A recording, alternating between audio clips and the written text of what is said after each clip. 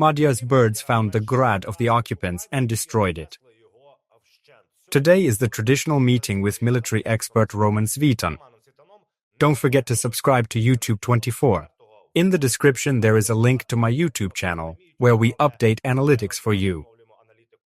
Make sure to like and of course comment where you're watching from, your remarks, suggestions, and reflect on what Roman Sviton offers.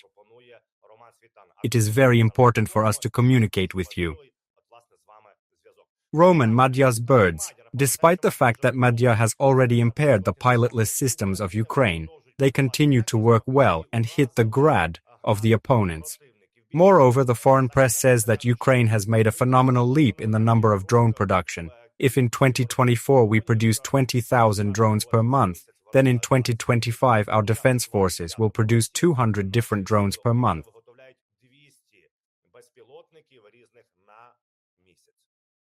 200,000 a month. That's right. The unmanned systems force under Magyar, they're minus somewhere up to 1,000 confirmed targets a day.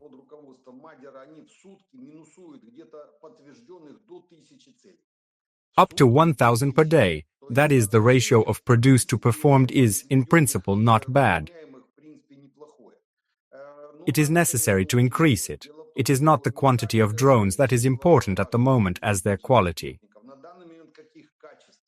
The Russians are not standing still either, and their electronic warfare system is quite advanced, and they are also running ahead of the locomotive on this issue. They have a system of countering our drones, but if we talk about drones of tactical level, that is FPV drones and maximum, maybe, operational tactical to depths of up to 100 kilometers. And realistically, of course, we need to increase production of long-range drones. We see, however, that it suffers, that is, the production of the long-range ones is limping. And how many of those Lyuti, how many of those beavers are there, which now have to go to one target per day, at least 100 drones per day? They are simply not enough. We see this. The Russians, with the help of the Chinese, though not without the Chinese, have increased the production of long-range, strategic-level drones, but we are failing. So far, in principle, the situation on FPV drones of operational and tactical level is somehow equalized again at the expense of Magyar, at the expense of Magyar production. That is, they do it because as they donated, so they donate to Magyar specifically under the production. He knows what he needs, faster than the Ministry of Defense introduces new innovations in order to fight on the front line, to perform combat tasks. But to connect, let's say, to the supply, production, procurement and movement of long-range means of defeat, that is, aviation components under Magyar. Magyar has the 14th Unmanned Aerial Systems Regiment in the Unmanned Systems Force, which operates the same Lyuti among others. So he has a whole pool of resources that can perform tasks. They're doing a pretty good job, just like our Navy. That is, these are long-range strategic drones. They just need to be strengthened. The quantity needs to be infused. Now we're going to try through the People's Trust Committee to maybe increase that aviation component. I'm just closer to the aviation component, so there's more visibility here at least, or that need that Magyar needs, our Air Force needs, our unmanned systems forces, our special operations forces need. The SOF are also very good, just a flaw. It is obvious, it is clearly visible. The Ministry of Defense simply cannot cope with the needs of our armed forces. We need to help. Roman, our HUR also reports that on 7th of June, Ukrainian UAVs hit the Shamar refinery in Krasnodar region. HUR also reported that Ilysky is a refinery, an oil refinery located in Krasnodar region, one of the leading oil refining companies in the Eastern Federal District engaged in the capture, storage and processing of hydrocarbon sulfur.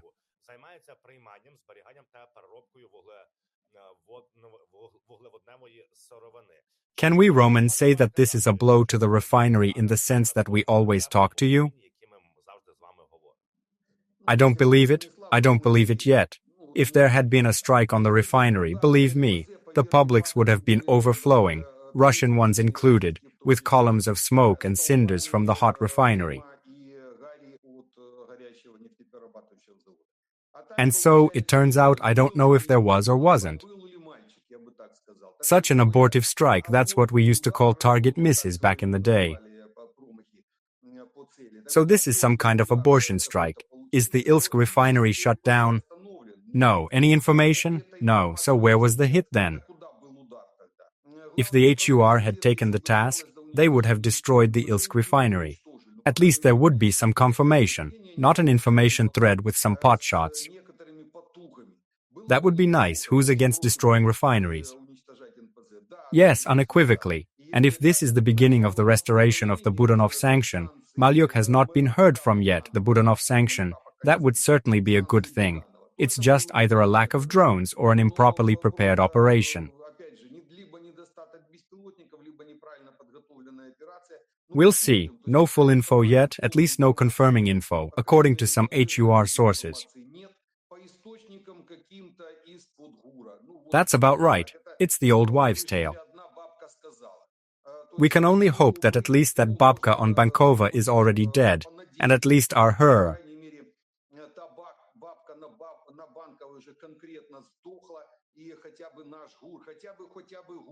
They can afford some mechanisms, by the way.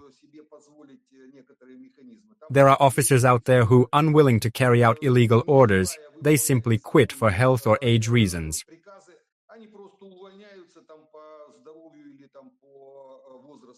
And they continue to carry out combat missions, no longer fearing prosecution for failure to fulfill combat missions, destroying the Russian oil industry. Many people are helping us, including special service officers, who understand that halting strikes on the Russian oil refinery would be disastrous for Ukraine. The only mechanism to bring down the Russian Empire is to burn its oil and gas industry. And basically praise for these officers who found the courage to leave the military for health or age and continue to destroy our aggressor.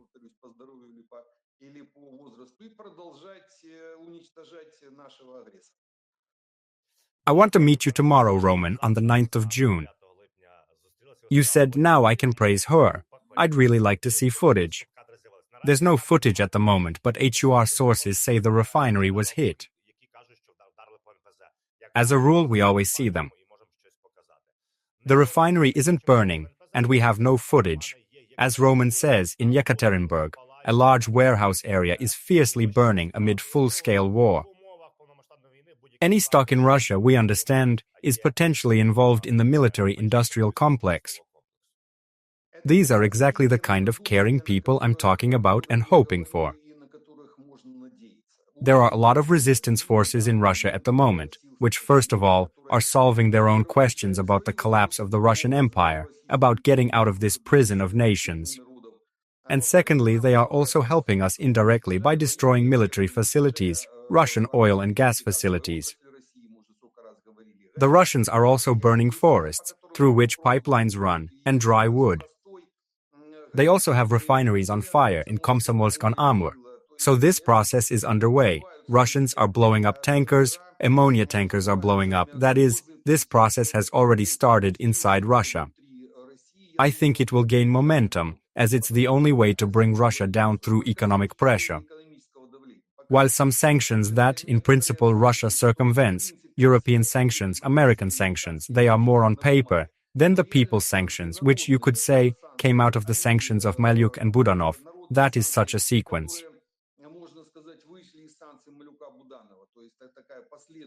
So our people's sanctions, they can bring down the Russian Empire. While our intelligence agencies pick each other's noses. Roman, interesting news from across the ocean, because Donald Trump has announced the following. He said that he is ready to give more, not only to renew, but also to give more armor to Ukraine for protection, because peaceful people are dying. And he also criticized Putin for not wanting to stop this war in Ukraine. The Pentagon confirmed that Trump had instructed him to increase the supply of ammunition. Can we consider today, Roman, today is the day of the turning point, when Trump finally realized that all that can help in this war is to provide Ukraine with armaments. In 2023, he promised unprecedented armor for Ukraine if Putin doesn't end the war and withdraw. Trump has yet to launch a single program. Neither Trump nor Congress, that is new, at least on arms transfers. What he's trying to unblock now is what he blocked, but it has nothing to do with him. That's what Congress voted down last year, and we've under-received that American aid so far. Trump stopped it, and now with a bounty, like here we are supplying Ukraine with something. So here it's more about chatter for now, real nonsense. Why does Trump have to change his rhetoric in the information flow? Because the pressure inside is there, and serious pressure from the same Congress, the Senate, the House of Representatives, or the American public. The pressure on Trump himself is there on this issue. And he has to, but that's rhetoric chatter for now. There are no new arms deliveries to us, they are not even talked about, not even discussed in American politics.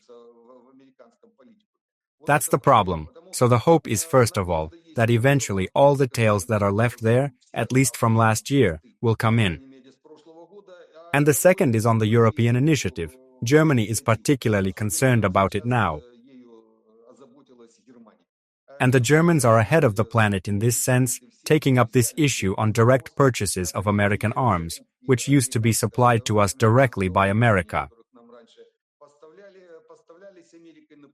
Now they will go, let's say, through Germany in a closed manner. And we may not even see a stop to American direct involvement. But Trump will chatter on, naturally, confirming this delivery. At least this kind of supply, only we have to realize it's not Trump. And that's more now Merz is delivering with Pistorius. Pistorius is addressing exactly those issues for us here. So there is definitely hope, but that's what we've been talking about.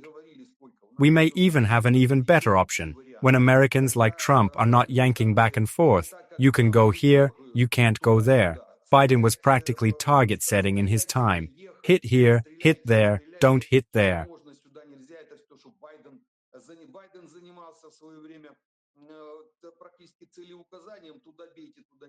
And Trump is just shutting off the faucet, or opening the faucet, or shutting it off.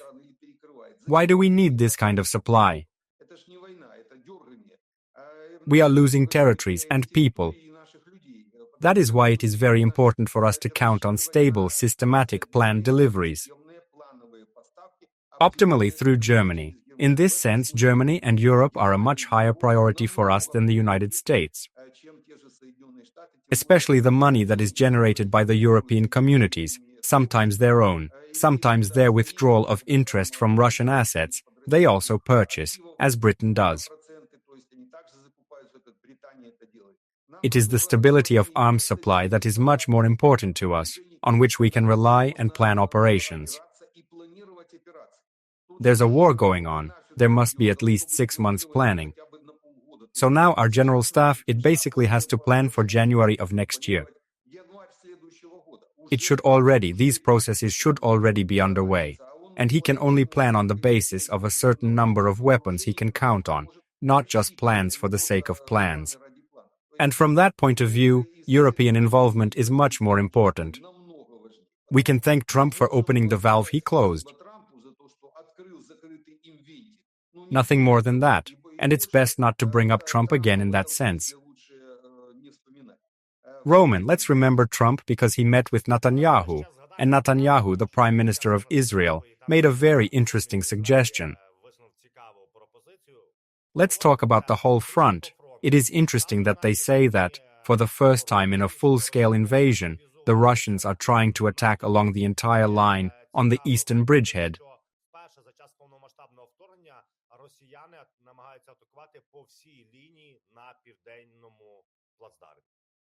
And we have been talking about this for months. The Russians have the main problem. As you have just shown, the scale of the problem is visible and clear. Narrow land corridor, 80 kilometers, there from 80 to 100 kilometers to the Azov coast. 2 brigades of F-16s fully armed cut this land corridor in a matter of weeks. And they know it very well. It is convenient for us. It is not Donbas, it is not Luhansk, Donetsk region or Kharkiv region.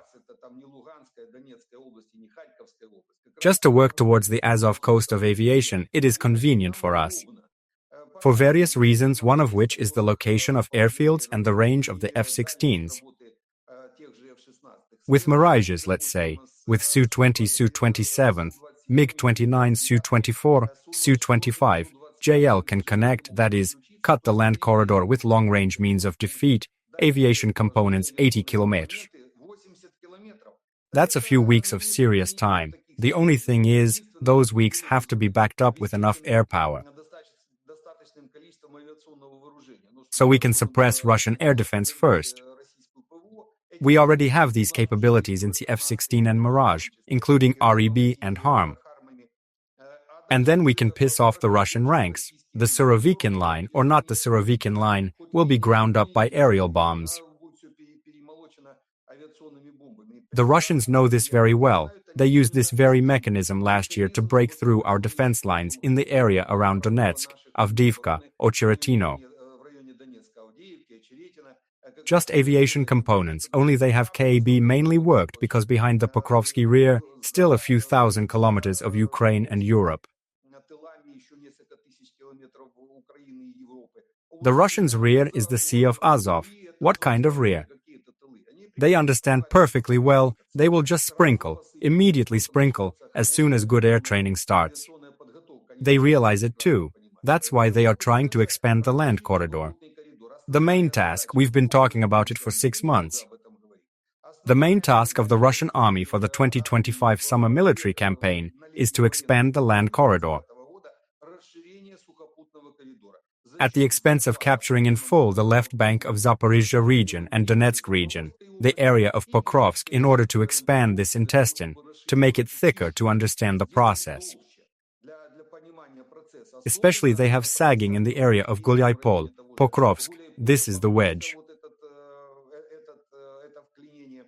The Russians will definitely move there. That is why they are now continuing offensive operations on the Zaporizhzhia front. Everything our fighters are saying is correct, across the entire Zaporizhzhia front line. He is the main front for the expansion of the land corridor. All the others are noise grenades, Sumy direction, Kharkiv direction, Kherson direction, are noise grenades for distraction. The main pressure is here. This is now going so-called formative operations with the help of personnel, small groups trying to probe our defenses. And the really formative operations, they'll develop into serious operations later, but it won't be now. This is somewhere for August-September. That is, the main reserves of the Russians will come somewhere in August, but not earlier, at least in August, because July will be about as it is now, forming operations along the Zaporizhzhia and Donetsk fronts, and in August we will have to wait for serious Russian strikes in these directions. We have the opportunity to hold the Russians on the Zaporizhzhia front. Why? Why basically did they stop there 3 years ago? They have hit the network of bypass roads between Zaporizhzhia, Kryvyi Rih, Dnipro and Donetsk. These are two metallurgical regions on one side, and on the other, metallurgical, Dniprovsky, Krivorizh, Zaporizhzhia, and coal, Donetsk. In a few decades or even more than 100 years of cooperation with coal and metal, they created a dozen Rakata roads, that is, between them railroads, highways. Naturally, the Russian front in due course ran into this whole cascade. They've hit a wall. Bypass roads make troop movement, reserves, and supply easy, not to mention an offensive. That is, in this sense, we have an opportunity. If we strengthen this direction with security forces, we have also talked about it billions of times, to hold this front line until the beginning of offensive operations next year with the help of aviation towards the Azov coast. What Zaluzhny lacked in 2023. Promised, and never delivered. No missiles, no airplanes. We had to go on a land offensive, or rather, an operation. And this is at most on the combat radius of the means of defeat of the army artillery. And that's 15 kilometers. You can't break through more. But with missiles with enough air power, you can cut this land corridor in a few weeks. We will see how things develop. At least we are now seeing a strengthening and increase in the arrival of the aviation component. You mentioned Zelenskyy. Today, July 8th, is the birthday of the former commander-in-chief.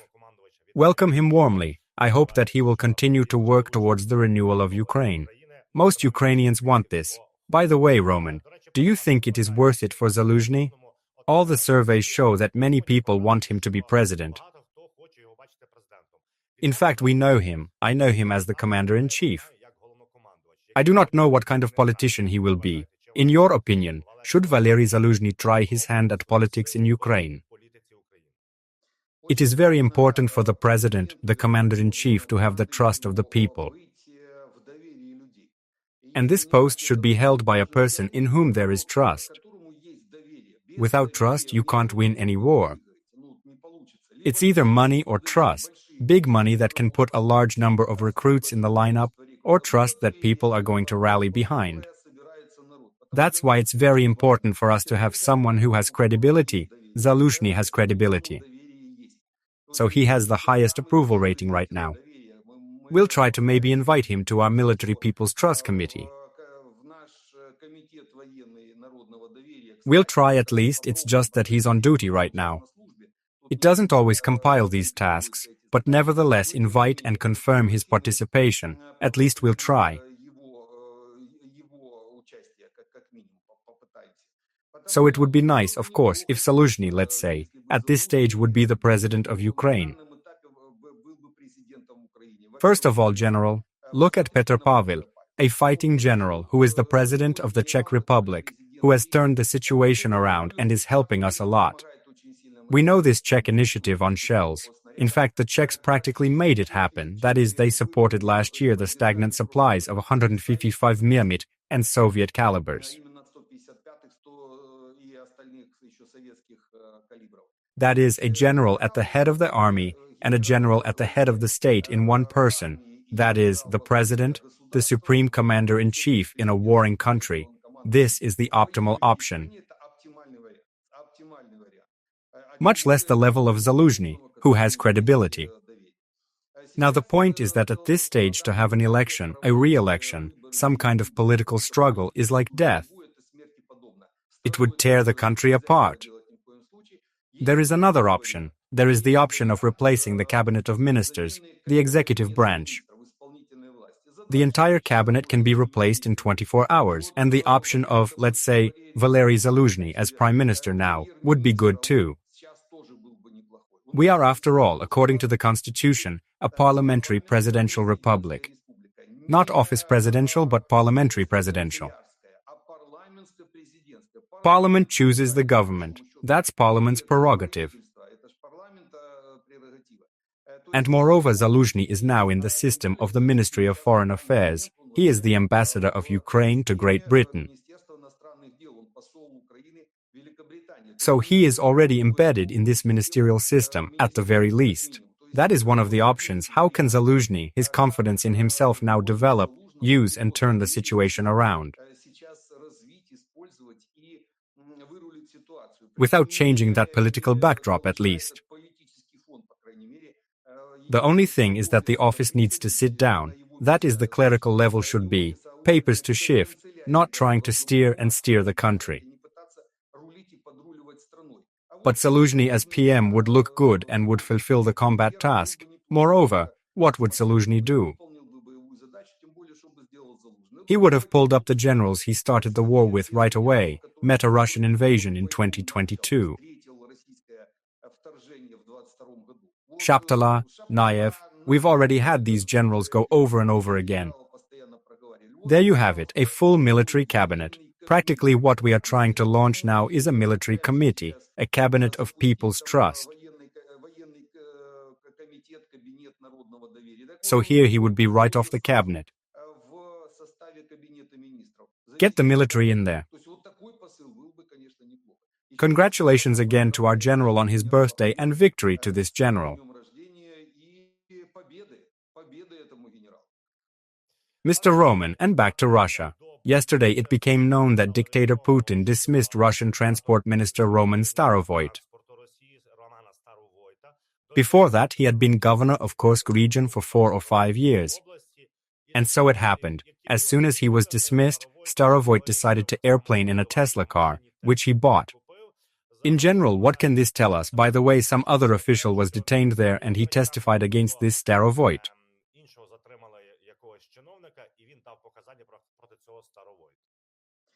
The big question there is whether he was fired before or after the firing, so to speak. Because there are reports that he shot himself first and then he was fired. And this option is possible, but in reality this corrupt person is followed by a series. Even we saw it. Remember, we talked to you how many times when we talked about the dragon teeth that Starovoyt drove along the entire border of the Kursk region, photographed 200 dragon teeth there, took a picture in one place, took it away, took a picture in another place. That is, billions of rubles have been allocated for the fortification of the Kursk direction. Starovoyt pocketed it all. We have talked about this repeatedly, at least a year and a half ago, or how long ago, when he was dismissed.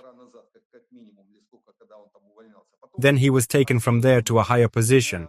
He was followed by his deputy, who has now been arrested for corruption. And most likely he testified including on Starovoyt. Further, he was going to be arrested and having learned about it, could shoot himself. Not excluding the possibility that he shot himself.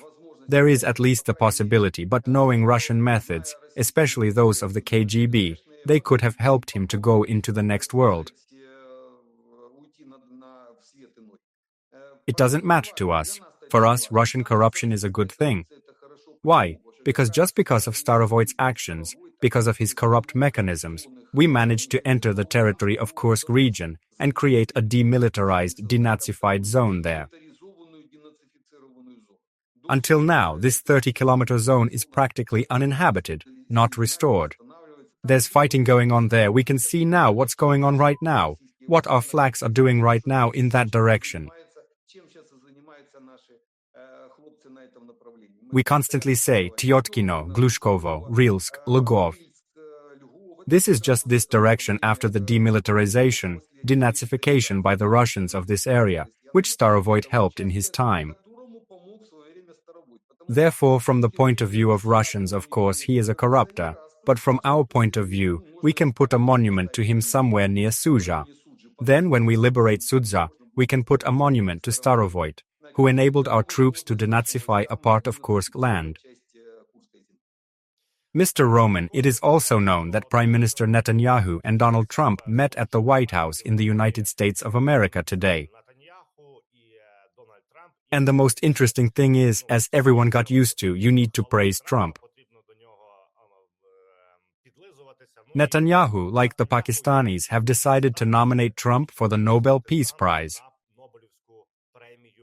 Trump earlier said that he was able to win the Nobel Prize at least 4 times, but he never won it, and he is very angry that Obama won the Nobel Prize in 2009. If after hitting Iran's nuclear facilities with the biggest conventional bombs, nominating Trump for the Nobel Prize.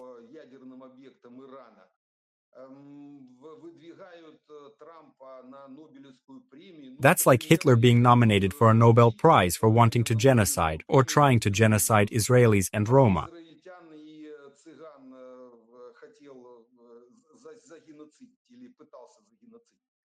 Such comprehensive measures. We remember that I have Polish Jewish women in my family, and one of my great-grandfathers was a Roma. I mean, there's blood both ways, so I know what it is, at least informationally. So here's the same pattern, that Hitler is up for a Nobel Prize, that Trump is up for a Nobel Prize for these kinds of actions.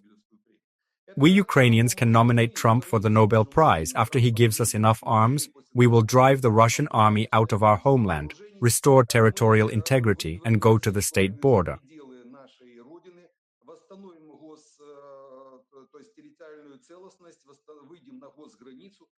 That's when you can actually nominate Trump for the Nobel Prize. We'll nominate him, we'll support him, at least. And now it looks, not that it's funny, at least off the top of my head, the idea itself.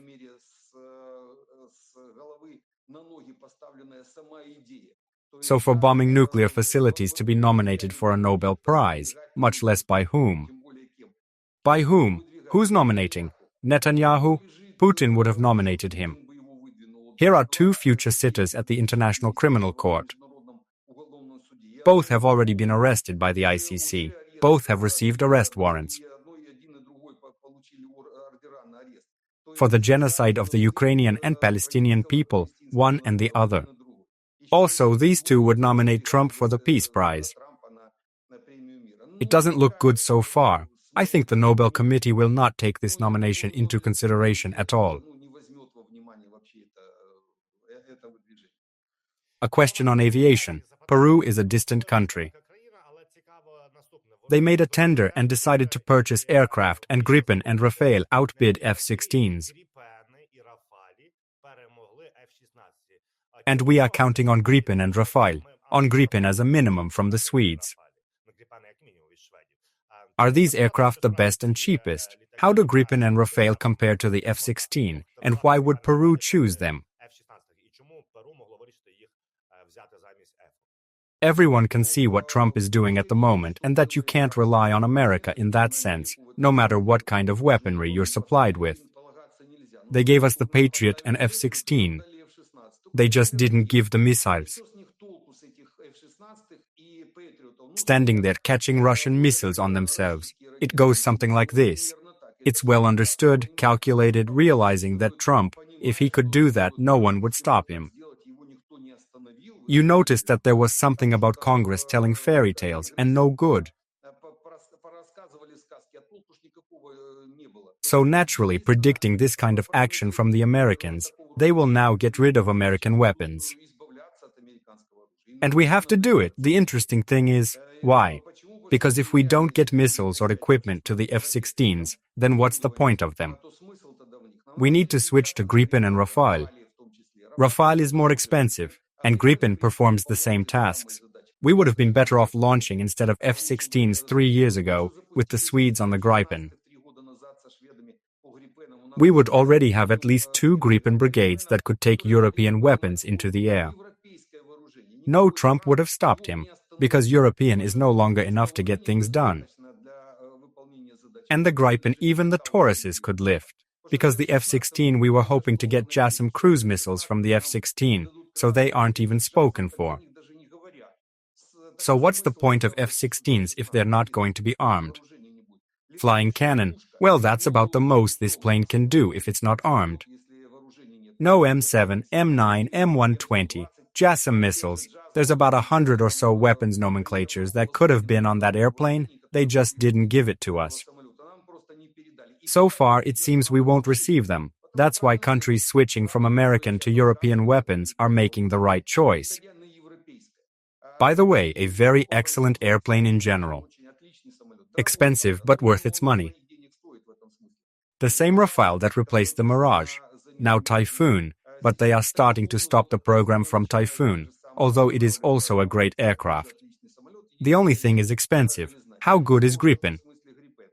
It is slightly smaller in class, but at this stage it fulfills all the tasks that are assigned specifically to the aviation component. Also has, for one thing, is pretty unvebegliable in service, and it would be nice for us to get it.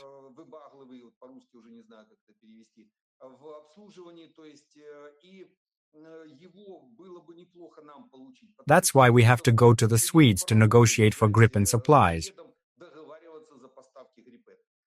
We'll make soup with the Swedes in that sense. The right one, exactly ours, for our tasks.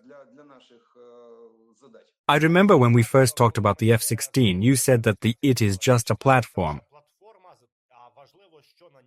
There is no JASSM, so F-16s are not the ones we need. Thank you for the meeting. Please comment, give a like, subscribe to YouTube 24, to my YouTube channel, which is in the description. Be sure to click the bell so that you receive daily notifications about the military address. My name is Igor Havryshchuk. See you.